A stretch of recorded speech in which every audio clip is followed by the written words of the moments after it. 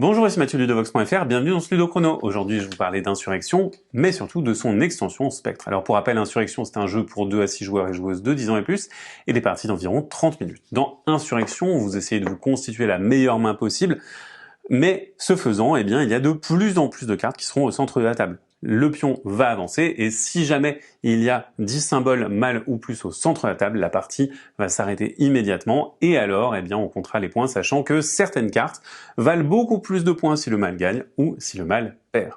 Et donc il faudra faire attention à l'équilibre entre le mâle et le bien.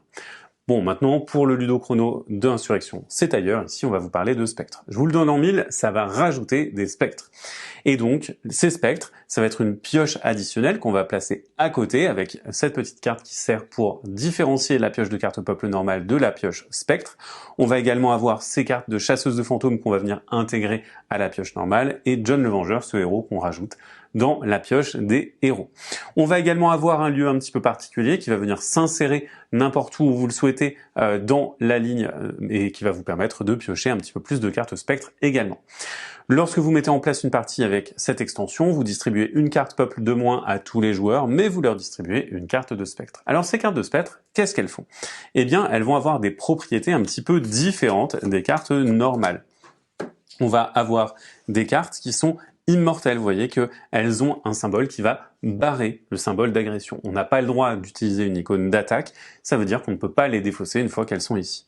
Cependant, on a le symbole effrayé. Ce symbole effrayé, il va nous permettre de prendre une carte et de la placer sous sa pioche. On va également avoir la possibilité de capturer des fantômes grâce à cet effet bouteille. Lorsque vous avez un effet bouteille, eh bien vous allez capturer un spectre qui va se trouver au centre de la table et vous allez le placer directement dans votre main. C'est plus risqué, mais vous voyez, on a des scorings en conséquence. On va donc jouer comme ceci avec les spectres, un petit peu de la même manière, sauf que ça va nous poser des embûches, ça va changer un petit peu la dynamique du jeu.